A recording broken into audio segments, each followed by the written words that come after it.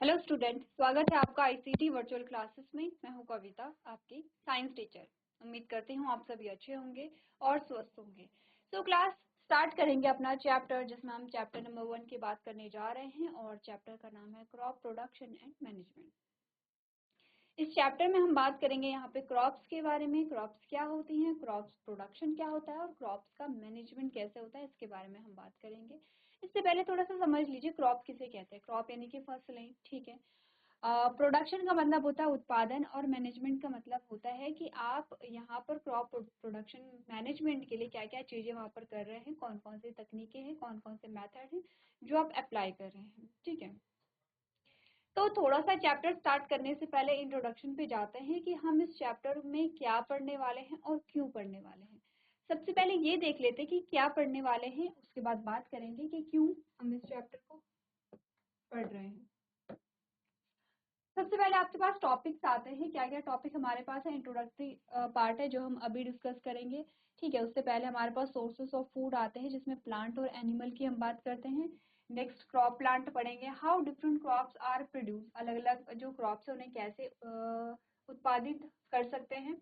About step involve in crop production यानी कि जो क्रॉप के प्रोडक्शन में जो स्टेप है उन्हें हमें पढ़ना है। क्रॉप इम्प्रूवमेंट पढ़ना है, स्टोरेज ऑफ ग्रेन पढ़ना है, and food production from animal, इन सभी चीजों के बारे में बात करनी है। अभी आपको ये चीजें थोड़ा सा समझ में नहीं आई होंगी। देखिए, थोड़ा सा बात करते हैं यहाँ पर फूड के बारे में। जब हम छोटी क्लासेस में थे, आपने क्लास 6-7 में क्या पढ़ा है, फूड के बारे में पढ़ा है। जो फूड है, हम फूड को क्यों लेते हैं। आपने न्यूट्रिशन यानी कि पोषण के बारे में बात की है कि भोजन से हमें पोषण मिलता है, इसीलिए हम क्या करते हैं, खाना खाते हैं, ठीक है। आपने पोषक तत्वों के बारे में बात की है कि अलग अलग प्रकार के भोजन में अलग अलग प्रकार के पोषक तत्व रहते हैं और जो हमारे वृद्धि और विकास के लिए आवश्यक होते हैं, ठीक है। ये बात हम छोटी क्लासेस में यानी 6-7 में कर चुके हैं।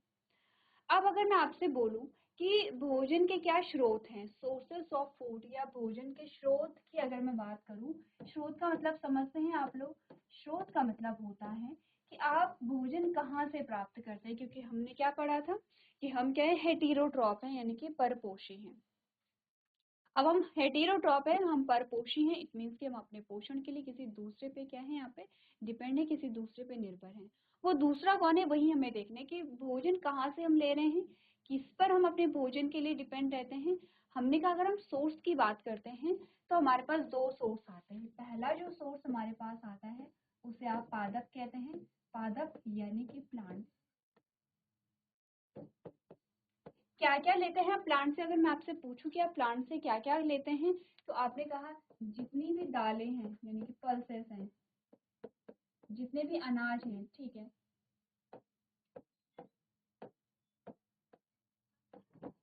ठीक है, गेहूं है, चावल है, यहाँ पे जितने अनाज हैं, जितने आपने कहा सब्जी है, जितने आपने कहा फल है, या आपने कहा तेल है, ये सारी चीजें आप कहाँ से ले रहे हैं, प्लांट से ले रहे हैं। तो जितनी भी चीजें आप खाते हैं, आप अगर अपने डेली रूटीन को देखते हैं और डेली बेसिस पे आप खाना खाते हैं, 3 टाइम का हम सभी खाना खाते हैं, ठीक है। उन 3 टाइम में आप जो भी खाते हैं, रोटी सब्जी से ले करके, ठीक है, दाल चावल से ले करके, आपने कहा फ्रूट जूस जो होते हैं, ठीक है, आपने कहा जो ऑयल आप यूज करते हैं, ये सारी चीजें हम कहाँ से ले रहे हैं, प्लांट से ले रहे हैं। दूसरा जो स्रोत आता है यहाँ पे, वो आता है जंतु, जिसे हम क्या कहते हैं, एनिमल कहते हैं। एनिमल से आपको क्या क्या मिलता है, आपने क्या, एनिमल से दूध, वो दूध से बनी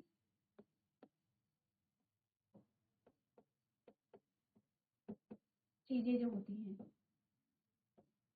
दूध है, दूध से बनी हुई चीजें होती हैं। इसके अलावा क्या होता है, इसके अलावा होता है शहद, इसके अलावा क्या होता है, इसके अलावा होता है मीट, इसके अलावा होता है मछली, इसके अलावा होते हैं अंडे। ये आपको कहाँ से मिलते हैं, एनिमल से मिलते हैं। इन शॉर्ट हम इतना समझते हैं कि हमारे पास खाने के स्रोत हैं। स्रोत का मतलब होता है कि वो स्थान, वो जगह या वो जीव जहाँ से हम अपना भोजन ले रहे हैं। हमने कहा 2 स्रोत आते हैं, प्लांट से और एनिमल से, ठीक है। अब अब हमने कहा कि क्या है डे बाय डे यहाँ पर आपने देखा कि जनसंख्या बढ़ रही है। जनसंख्या यानी कि जो व्यक्ति हैं, व्यक्तियों की संख्या बढ़ती है, ठीक है। अब जैसे कि एक घर में 4 लोग रहते हैं, ठीक है। उसके बाद आप देखते हैं कि धीरे धीरे क्या होता है कि उस घर में 4 से 6 लोग होते हैं, ठीक है। यानी कि इंसानों की संख्या बढ़ रही है, जीवों की संख्या बढ़ रही है। जितने ज्यादा लोग होंगे उतनी ज्यादा क्या होंगे, हमें भोजन की आवश्यकता पड़ेगी। अब हमने कहा कि हमारे पास लोग तो बढ़ रहे हैं लेकिन कृषि योग्य भूमि हमारे पास उतनी ही रहेगी हमारे पास। ऐसा तो नहीं है कि खेत भी बढ़ेंगे इंसानों के साथ साथ, क्योंकि खेतों का जन्म नहीं होता है जैसे इंसानों का जन्म होता है, जैसे और जंतुओं का जन्म होता है, ठीक है। हमें क्या करना है, हमने कहा हमारे पास जो कृषि योग्य भूमि है वो उतनी ही है। उतनी ही भूमि में हमें क्या करना है, यहाँ पर अपने लिए खाना उगाना है। उगाते हैं हम जो भी चीजें हमने कहा हमें पादप से प्राप्त हो रही है, दाल है, सब्जी है, अनाज है, यहाँ पर जो भी चीजें हैं, ऐसा तो नहीं है कि वो खुद ब खुद हो जाती हैं, वो हम उगाते हैं। वहां पर आप देखभाल करते हैं, काम करते हैं, तब जाकर के आपको अनाज मिलता है, आपको फल सब्जियां मिलती हैं वहां पर, ठीक है, आपको दालें मिलती हैं। आपने कहा कि आपको क्या करना पड़ता है, यहाँ पर जो खेत हैं, खेत में बुआई करनी पड़ती है, उनकी देखभाल करनी पड़ती है। सेम वैसा ही एनिमल्स में भी है कि ऐसा नहीं है कि आपको जो गाय है वो खुद ब खुद दूध देने आ जाती है। आप दिन भर क्या करते हैं, गाय की सेवा करते हैं, उसे खाना खिलाते हैं, उसे चारा देते हैं, पानी पिलाते हैं, उसकी देख रेख करते हैं, उसकी सफाई करते हैं, और जब आप उसकी अच्छी से केयर करते हैं तब आपको दूध वहां पर मिलता है। तो हमने कहा कि हमें क्या करना पड़ता है, कुछ ना कुछ चीजें यहाँ पे करनी पड़ती हैं जिससे कि हम अपना भोजन प्राप्त कर सकें। अब यहाँ पर क्या है, हमने कहा कि क्रॉप का मतलब होता है फसल। फसल, आप वैसे आपको पता होगा कि फसल क्या होती है, ठीक है। नहीं पता है तो डेफिनेशन आएगी प्रॉपर आगे आपके पास कि फसल किसे कहते हैं। इन शॉर्ट, फसल हमने कहा कि आप जो भी यहाँ पे उत्पाद प्राप्त कर रहे हैं वो आप फसलों से कर रहे हैं। फसल का मतलब होता है कि जब एक लंबे भूभाग में या एक पूरे खेत में आप एक ही जैसे पौधों को बोते हैं, जैसे एक खेत है और एक खेत में आपने पूरे खेत में गेहूं के ही पौधे बो रखे हैं, आपने धान के ही पौधे बो रखे हैं, या आपने दाल के ही पौधे बो रखे हैं, उसे हम क्या कहते हैं, फसल कहते हैं। जैसे पूरे खेत में अगर गेहूं के पौधे हैं तो हम गेहूं की फसल बोलेंगे, ठीक है। अगर आपने मटर लगा रखी है तो हम मटर की फसल बोलेंगे। तो आपने कहा कि किसी बड़े भूभाग में, किसी खेत में एक जैसे जो पौधे लगे होते हैं उसे हम फसल कहते हैं। जैसे जैसे कि आपके घर में एक आम का पेड़ है, अब हम आम के एक पेड़ को फसल नहीं कहते हैं, ठीक है, हम उसे पेड़ कहेंगे, हम उसे फसल नहीं कहेंगे। तो फसल और पेड़ में यहाँ पे क्या आता है, डिफरेंस होता है। अब हमने कहा कि फसलों को उगा अच्छी तरीके से जब हम उगाएंगे तब क्या होगा, हमारे पास उत्पाद अच्छा आएगा। उत्पाद आप समझते क्या होता है, आपने क्या किया है, फसल बोई है। फसल बोने के बाद जितने भी आपके पास, फॉर एग्जाम्पल हमने गेहूं की फसल बोई है, और गेहूं की फसल बोने के बाद आपने गेहूं की कटाई की है। जो आपके पास गेहूं आए हैं वो आपका क्या है, उत्पाद है, आपका प्रोडक्ट है। यानी कि आपने जितना क्या किया है, यहाँ पर गेहूं उगाए हैं वो आपका प्रोडक्ट है। आपने कहा कि यहाँ पर जो फसल के उत्पाद होते हैं उनमें क्या है, हम इम्प्रूवमेंट करें, उन्हें ज्यादा अच्छे से बोए, हमारे पास ज्यादा अच्छे से क्या, आपने गेहूं की फसल बोई है तो हमारे पास अच्छे गेहूं आए और ज्यादा गेहूं आए, ठीक है। इसके साथ साथ हमें कुछ मैनेजमेंट करना पड़ेगा, वहाँ पे कुछ अलग से मेथड्स वहाँ पर अप्लाई करने पड़ेंगे, ठीक है, कि जिससे कि हमारी फसल और अच्छी वहाँ पर हो। तो सबसे पहले इस चैप्टर में हम बहुत नई चीजें नहीं समझेंगे। ये चैप्टर आपके लिए इजी इसलिए भी होता है क्योंकि आपने अपने घरों में, अपने गांव में, अपने आस पड़ोस में देखा है कि खेती किस प्रकार से करते हैं, फसलों को किस प्रकार से बोते हैं। इस चैप्टर में हमें सेम वही चीजें पढ़नी है। बट यहाँ पर क्या है, अब आप सोचेंगे हमें तो पता है, हम क्यों पढ़ रहे हैं, क्योंकि अगर मैं अभी आपसे पूछूं कि फसल किस प्रकार से बोते हैं, फसल बोने के आप स्टेप बताइए, यानी कि चरण बताइए कि पहले क्या किया, बाद में क्या किया। अगर आपको एक सीक्वेंस बोला जाए तो अब आप अभी आप सीक्वेंस नहीं बता पाएंगे। हो सकता है आपके घर वाले सीक्वेंस बता दें क्योंकि वो प्रॉपर खेती करते हैं, पर आपको नहीं पता है। और इनमें से कुछ कुछ ऐसी चीजें होती हैं जो हमारे घर वालों को भी पता नहीं होती हैं, लेकिन आप उस चैप्टर में पढ़ेंगे। इन शॉर्ट, हम ये देख रहे हैं कि अगर हम फसल को उगाते हैं तो हमें क्या क्या चीजें ध्यान देनी पड़ती हैं, क्या क्या वो चीजें हैं जो हमें यहाँ पर क्या करनी है, अपनी फसल को जिनसे बचाना है, वो कौन कौन से कारक हैं जो हमारी फसल को प्रभावित करते हैं। अब आप ये सोचेंगे कि ये काम तो हमारे घर के बड़े करते हैं, ये हम क्यों पढ़ रहे हैं। हमने कहा कि जिन फसलों को हम उगाते हैं उन फसलों के बारे में हमें नॉलेज होना चाहिए, ठीक है, हमें पता होना चाहिए कि उन फसलों को क्या आवश्यकता है, उन फसलों को कैसे उगाया जा सकता है, क्योंकि आप यहाँ पर पढ़ रहे हैं साइंस को। और हमने क्या पढ़ा था, साइंस की क्या डेफिनेशन हमने पढ़ी थी, हमने कहा किसी भी विषय के बारे में जो कि निश्चित और क्रमबद्ध ज्ञान होता है। निश्चित का मतलब है कि ये ज्ञान है, फिक्स है, ठीक है, और क्रमबद्ध का मतलब होता है सीक्वेंस वाइज। तो आपने कहा आप कोई भी स्टडी कर रहे हैं, आप एक फसल को कैसे उगाया जाता है, अगर आप यहाँ पर साइंस के नजरिए से देखेंगे तो काम बहुत सिस्टमेटिक ढंग से होता है। जैसे कि हमने भी बात की है, घर में आपको ये नहीं बताया जाता है कि सीक्वेंस क्या होता है, ठीक है, सिंपली घर में आपको चीजें बताई जाती है कि अब ये करना है, ये कर दीजिए, है ना। यहाँ पर जब हम चैप्टर पढ़ रहे हैं तो आपको सीक्वेंस बताया जाता है कि पहले हमें क्या करना चाहिए, फिर हमें क्या करना चाहिए, वो कौन सी चीजें हैं जो हमें करनी है, वो कौन सी चीजें जो हमें नहीं करनी है। तो आपको एक निश्चित ज्ञान मिल रहा है और क्रमबद्ध ज्ञान मिल रहा है। तो आपने कहा कि आपको हर एक चीज की साइंस पता होनी चाहिए। आप प्लांट्स के बारे में बात करते हैं, आपने क्लास 7 में पढ़ा है पार्ट्स ऑफ प्लांट्स, ठीक है, या न्यूट्रिशन इन प्लांट्स, पौधों में पोषण कैसे होता है। अभी आपको ये पता है कि पौधों में पोषण कैसे होता है, क्योंकि पौधे अपना भोजन स्वयं बनाते हैं। पौधे में होता है प्रकाश संश्लेषण। अब मैंने बोला कि आपने जब फसलों की बुआई की तो फसलों में क्या हुआ, उन बीजों में अंकुरण हुआ, अंकुरण से छोटे छोटे पौधे बने। अब आपको पता चल रहा है कि पौधे बने, फिर पौधे बड़े होते, तो आपको ये भी पता है कि पौधे बड़े कैसे हुए होंगे, क्योंकि प्रकाश संश्लेषण की प्रक्रिया हुई, उसमें उसने अपना भोजन बनाया और धीरे धीरे जो प्लांट है उसकी ग्रोथ एंड डेवलपमेंट यहाँ पर हो रही है। तो हमने कहा कि हम क्या है, हम एक प्लांट की साइंस को यहाँ पर जान रहे हैं कि किसी पौधे को कैसे उगाया जाता है और वो क्या क्या तरीके हैं जिससे कि आप अपने उत्पादन को बढ़ा सके। ठीक है, क्लियर है। चलिए, क्योंकि आगे जा करके जब हम क्या होगा, जब आप हायर क्लासेस में जाएंगे, जब आप 12th पास कर लेंगे, तब आपको अलग अलग स्ट्रीम यहाँ पे चूज करनी पड़ती है। हो सकता है कि आपको आगे एग्रीकल्चर या हॉर्टिकल्चर जैसे किसी एक सब्जेक्ट को लेना होगा, ठीक है। और जब आप इस सब्जेक्ट को लेंगे तब आप इन्हीं चीजों के बारे में बहुत डिटेल स्टडी करते हैं, प्रॉपर साइंटिफिक वे में, ठीक है। तो चैप्टर स्टार्ट करते हैं और सबसे पहले जानते हैं कि हमें चैप्टर में क्या क्या पढ़ना है। हमने कहा इंट्रोडक्टरी पार्ट आपका हो गया है, ठीक है। सेकंड, सोर्सेस ऑफ फूड क्या होते हैं, प्लांट्स और एनिमल्स, इसके बारे में भी हमने बात कर ली है। अब हमने कहा क्रॉप प्लांट की जो फसल है, फसल क्या होती है उसके बारे में थोड़ा सा देखेंगे। नेक्स्ट जो आपका सबसे बड़ा टॉपिक आता है वो है कि how different crops are produce, अलग अलग प्रकार की फसलों को कैसे बोया जाता है। और उसी से रिलेटेड है आपका नेक्स्ट टॉपिक जिसमें बोला गया कि about step involve in crop production, एक फसल को जब हम उगाते हैं तो उनमें कौन कौन से जो चरण हैं वो शामिल होते हैं। नेक्स्ट हम बात करेंगे कि जो यहाँ पर फसल का प्रबंधन है, मैनेजमेंट है। मैनेजमेंट का मतलब है कि आपने सिर्फ फसल को बो दिया है, इतना इनफ नहीं होता है। आपने क्या किया है यहाँ पर, जब आपने फसल को बोया उसकी देखरेख करनी है, उसमें वो कौन कौन से तरीके हैं जिससे कि आपके फसल का उत्पादन बढ़ सके, वो कौन कौन से तरीके हैं जिससे आपकी फसल खराब ना हो, ये सारी जो चीजें होती हैं वो आपके प्रबंधन में आएंगी, ठीक है। अब है स्टोरेज ऑफ ग्रेन्स, आपके पास फसल तो आ गई है, आपके पास उत्पाद तो आ गया है, लेकिन उसे स्टोर भी तो करना है। जैसे कि हमने बोला कि पूरे साल में गेहूं आप एक ही बार बोते हैं, ऐसा ही होता है कि गेहूं आपने अक्टूबर नवंबर में बोए और मार्च टू अप्रैल में आपने उसकी कटाई की, फिर आपने अक्टूबर नवंबर में बोए, फिर मार्च अप्रैल में आपने उसकी कटाई की। अब आपने कहा कि जो मार्च अप्रैल में गेहूं आपने जिनकी कटाई की है, वो गेहूं आपको कब तक चलाने हैं, अगले मार्च अप्रैल तक चलाने हैं, जब तक कि नए गेहूं आते हैं। उसके लिए क्या करना पड़ेगा, हमें भंडारण करना पड़ेगा, संग्रह करना पड़ेगा गेहूं का, और प्रॉपर तरीके से करना पड़ेगा। अगर आप ऐसे गेहूं को रख देंगे तो हो सकता है गेहूं पे फफूंद लग जाए, हो सकता है गेहूं के जो छोटे छोटे कीड़े होते हैं वो खा जाएं, यानी कि गेहूं खराब होने के चांसेस हो सकते हैं। तो वो कौन से तरीके हैं जिनसे कि आप गेहूं को क्या कर सकते हैं, प्रॉपर स्टोर कर सकते हैं, उसके बारे में बात करेंगे। अगला हमने कहा कि ये सारे जो टॉपिक हैं ये तो आपके प्लांट सोर्स से आते हैं, ये तो आपके क्या आते हैं, प्लांट सोर्स से आते हैं।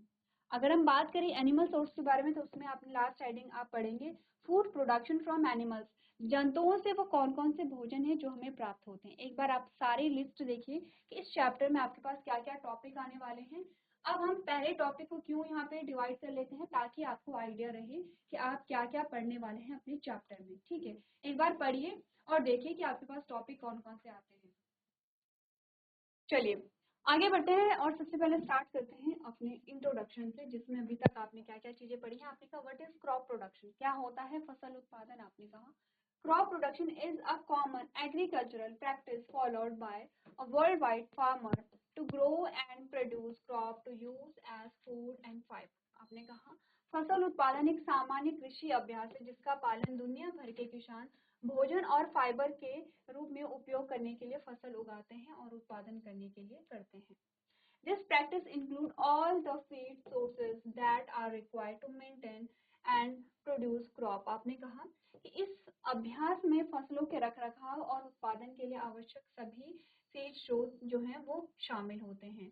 तो ये सिंपल सी चीज है कि आपने कहा फसल उत्पादन क्या है। आपने कहा कि क्या होना कि किसी भी भूभाग में फसल को उगाना और उससे जो यहाँ पे उत्पाद है वो प्राप्त करना, हमने कहा फसल उत्पादन कहलाएगा। ठीक है, नेक्स्ट आता है क्रॉप प्रोडक्शन मैनेजमेंट। फसल उत्पादन प्रबंधन क्या होता है?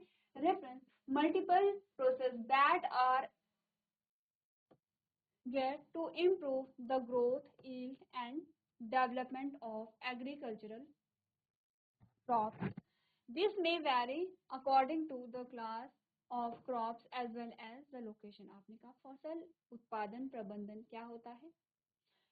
कई प्रक्रियाओं को संदर्भित करता है जो कृषि फसलों की वृद्धि, उपज और विकास में सुधार के लिए तैयार हैं।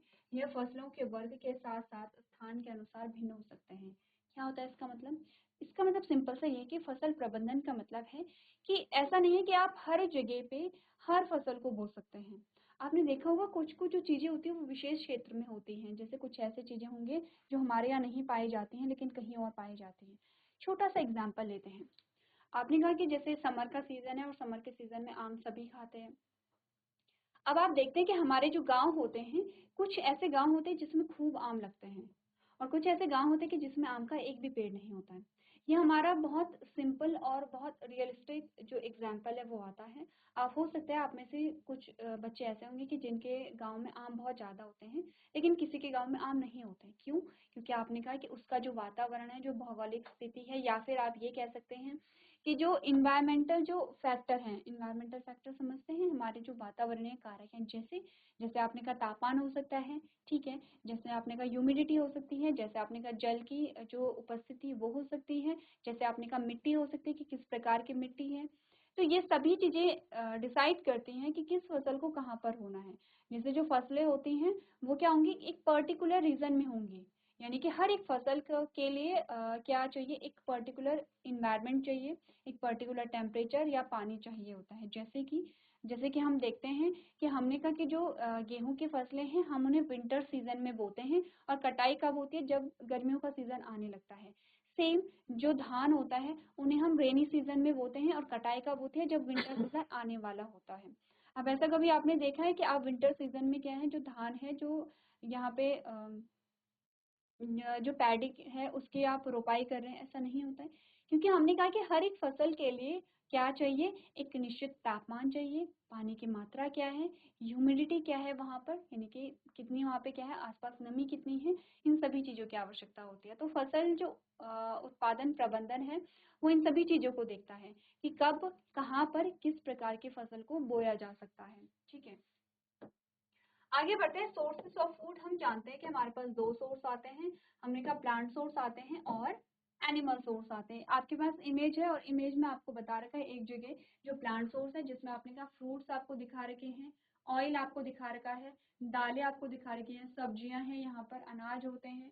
और अगर हम यहाँ पर फूड फ्रॉम एनिमल्स में देखें तो फिश है, एग है, ठीक है, आपको पनीर दिखा रखा है यहाँ पे और आपको मिल्क दिखा रखा है। इस प्रकार से बहुत सारे जो प्रोडक्ट होते हैं वो हमें प्राप्त होते हैं प्लांट्स और एनिमल से। तो दो हमारे पास क्या आते हैं, स्रोत आते हैं।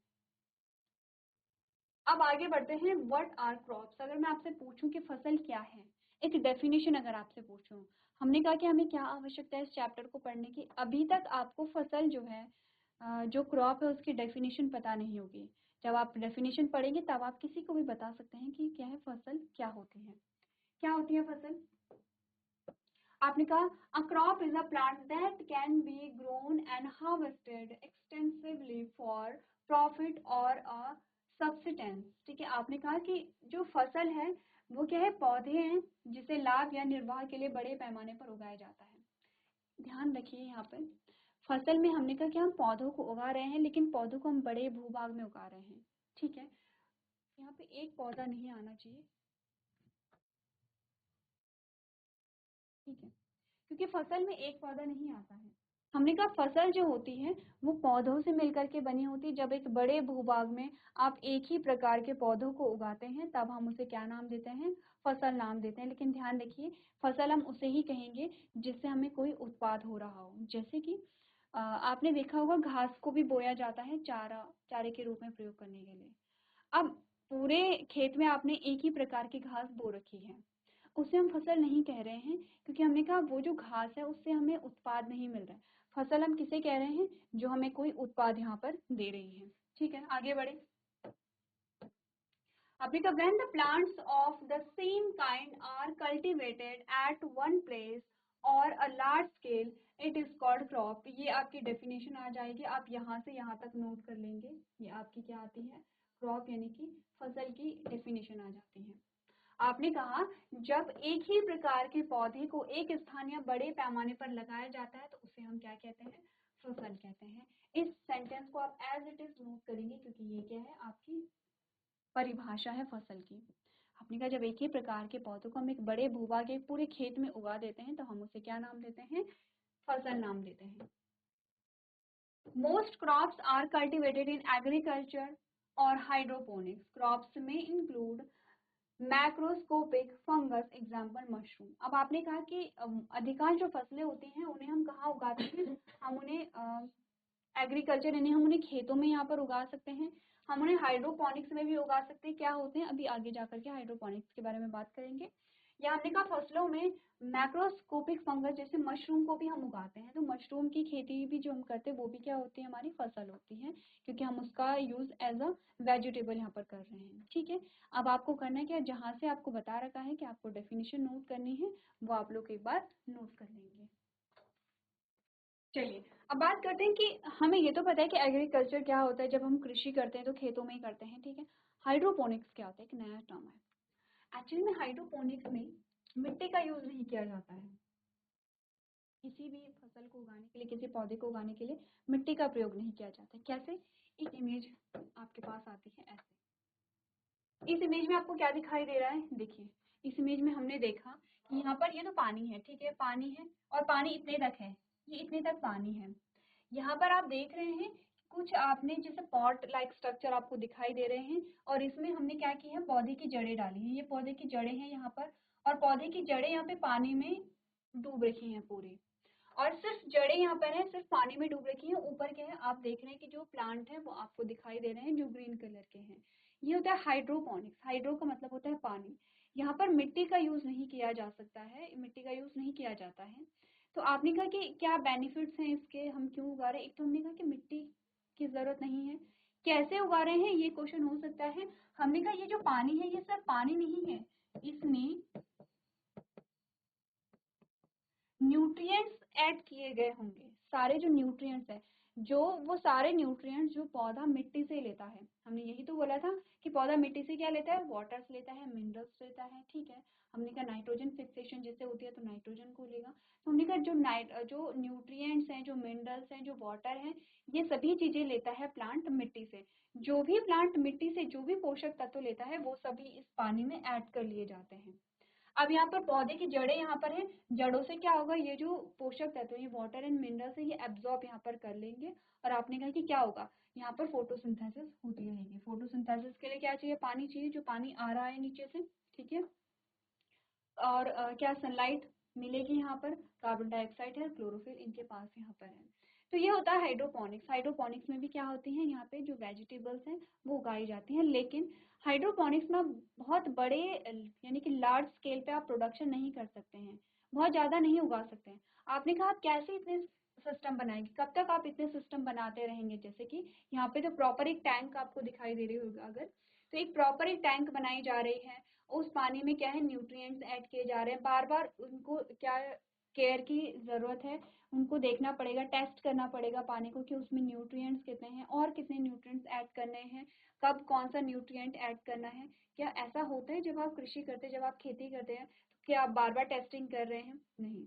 हमने कहा ऐसा नहीं है, हम अलग से कोई न्यूट्रिएंट ऐड भी नहीं करते हैं। हाँ, खाद हम डाल सकते हैं, लेकिन उसमें भी ऐसा होता है कि आप क्या कर लेते हैं, पूरे खेत में एक बार खाद डाल देते हैं और इतना इनफ होता है। तो आपने कहा ये थोड़ा टफ है और बहुत बड़े स्केल पे नहीं किया जा सकता है, यानी कि आप यहाँ पर छोटे छोटे जो पौधे होते हैं उन्हें ही उगा पाते हैं, ठीक है, या छोटे स्केल पे उगा पाते हैं। आगे बढ़ते हैं, हाइड्रोपोनिक्स हो गया है, आगे बढ़ते हैं। अब हम बात करते हैं टाइप्स ऑफ क्रॉप्स, इनकी फसलों के प्रकार के बारे में, कि फसल कितने प्रकार की होती है। आपने देखा होगा कि जो फसल है वो अलग अलग सीजन में बोई जाती है, ठीक है, कुछ सर्दियों में बोई जाती है, कुछ गर्मियों में बोई जाती है, कुछ रेनी सीजन में बोई जाती है। अलग अलग प्रकार होते हैं फसलों के। आपने कहा अकॉर्डिंग टू सीजन, यानी कि सीजन के अकॉर्डिंग अलग अलग प्रकार के हमारे पास फसलें आती हैं। और हमने कहा कि हम अलग अलग सीजन में उन पर्टिकुलर फसलों को, उन पर्टिकुलर क्रॉप्स को बोते हैं। रीजन क्या है, रीजन हम थोड़ा सा डिस्कस कर चुके हैं कि हर एक फसल को उगने के लिए, आपने कहा, या ग्रो होने के लिए एक पर्टिकुलर इन्वायरमेंट की आवश्यकता होती है, एक पर्टिकुलर इन्वायरमेंट की जरूरत होती है। इसीलिए हम अलग अलग सीजन में अलग अलग फसलों को बोते हैं। सबसे पहले हम डिस्कस करते हैं टाइप्स ऑफ क्रॉप। जैसे कि आपको यहाँ पर एक टेबल दिखाई दे रही है, आपको 3 प्रकार की फसलें बताई गई हैं। वैसे मेनली हम 2 प्रकार की फसलें पढ़ते हैं। एक और फसल हम यहाँ पर आती है जो कि ज़ैद है। मेन हमारे पास आती है खरीफ की क्रॉप और रबी की क्रॉप, ठीक है, क्लियर है। अब यहाँ पर और एक ज़ैद की क्रॉप आती है। अब अगर आपको याद करना हो कि एग्जाम्पल क्या क्या इनके आते हैं, तो एक बार ध्यान रखेंगे। रबी की क्रॉप में, रबी की क्रॉप को आप याद रखेंगे किससे, गेहूं से, गेहूं, ठीक है। रबी की क्रॉप को आप गेहूं से याद रखेंगे और खरीफ की फसल को आप धान से याद रखेंगे, जो पैडी होती है, यानी कि जो चावल होते हैं, ठीक है। उन्हें चावल नहीं कहते क्योंकि उस पे जब तक क्या होता है, हस्क होता है, उसे हम क्या कहेंगे, धान कहेंगे। चावल कब बनते हैं, जब उनके छिलके निकल जाते हैं, ठीक है, तब उन्हें हम क्या कहेंगे, चावल कहेंगे। आपने कहा रबी की क्रॉप को आप गेहूं से याद रखेंगे और खरीफ की फसल को आप धान से याद रखेंगे, ठीक है। इसके अलावा ज़ैद की फसल भी हमारे पास आती है। इसमें अभी सिर्फ एग्जाम्पल देखते हैं, उसके बाद हम सीजन बाद में देखेंगे, ठीक है। तो ये इसके एग्जाम्पल है। इसमें क्या है, सीजनल फ्रूट एंड वेजिटेबल। ज़ैद की जो फसल है उसमें जो सीजनल फ्रूट एंड वेजिटेबल है वो आते हैं। अब हम आते हैं खरीफ की क्रॉप में। उसमें एग्जाम्पल क्या है, अपनी क्या, पैडी है। अब यदि आप अपने घर में देखते हैं, अपने आस पड़ोस में देखते हैं, आपने देखा होगा कि जब यहाँ पर जो धान की फसल बोते हैं, धान की फसल के साथ साथ और क्या क्या बोया जाता है। आपने कहा यहाँ पे पैडी है यानी कि धान है, मेज यानी कि जो मक्की होती है, ठीक है। सोयाबीन होता है, सभी ने सोयाबीन खाया होगा। ग्राउंडनट होते हैं और कॉटन होता है, ठीक है। ये एग्जाम्पल होते हैं। गेहूं की फसल जब बोते तो क्या क्या बोते हैं, हमने कहा वीट यानी कि गेहूं बोया, ग्राम, पी, मस्टर्ड एंड लिनसीड। हमने कहा कि हम गेहूं बोते हैं, गेहूं के साथ साथ आपने मटर के पौधे भी देखे होंगे, आपने यहाँ पे सरसों के पौधे भी देखे होंगे। तो आपने कहा ये सारी चीजें हम कब बोते हैं, यहाँ पर रबी की क्रॉप के साथ बोते हैं। अब हमारे पास रह क्या गया है, हमारे पास रह गया है कि किस सीजन में बोए जाते हैं। ये भी इम्पोर्टेंट है कि कौन सी फसल किस सीजन में बोई जाती है और उसके क्या एग्जाम्पल है, ये इम्पोर्टेंट हमारे पास है। एक बार आप अपनी बुक देखेंगे, उसमें टाइप्स ऑफ क्रॉप को देखेंगे और उनके सीजन आप लोग यहाँ पर देख लेंगे। नेक्स्ट जो हमारा लेक्चर होगा उसमें हम डिस्कस करेंगे कि किस सीजन में कौन सी फसल बोई जाती है और क्या रीजन होता है उसके पीछे का। क्लियर है। तो चलिए आज के सेशन में हम इतना ही करेंगे। अभी तक क्लास में बने रहने के लिए आपका धन्यवाद।